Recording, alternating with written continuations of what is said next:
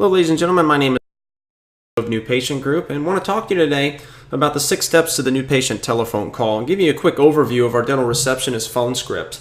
First, I want to say a phone script is only a script until you know it. It's far more important to understand the philosophies behind the script than it is just to have a script sitting in front of you. And the 6 steps you're seeing each have a very specific purpose in order to improve customer service, efficiency, and also teach your receptionist how to remain in control of the consumer on the telephone at all times. Anytime you're in control, you always vastly increase the chances of getting what it is you want. Now, one of the things that we teach, and it's very important whether it's us or somebody else that you utilize, is finding commercial experts that specialize in role-playing and training.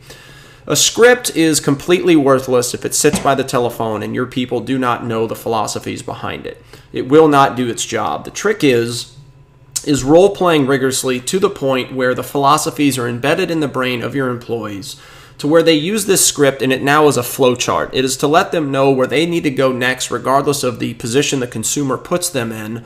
They are always able to overcome it and go on to the next step because they have a philosophy in their head of what they're trying to accomplish and why they are trying to accomplish it. The 6 steps that you see are the greeting, identify, transition, schedule, data capture, and education and confirmation.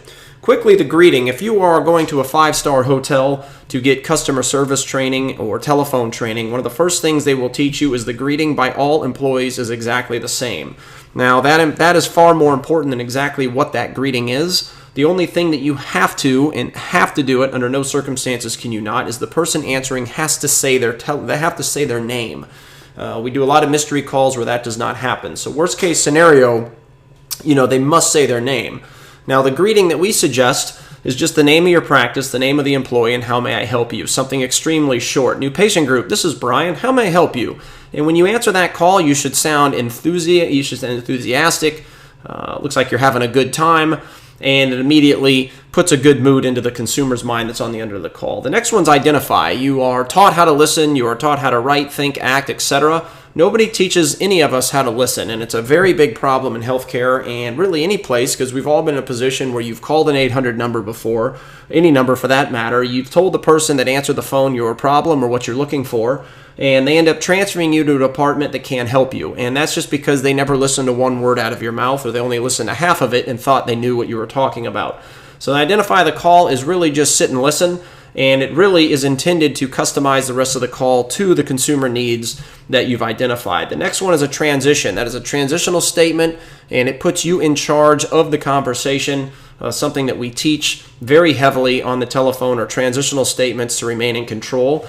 That statement is also intended to gather proper data that's critical to the success of your practice, and that is finding out where patients are hearing about you, and we embed that into a transitional statement.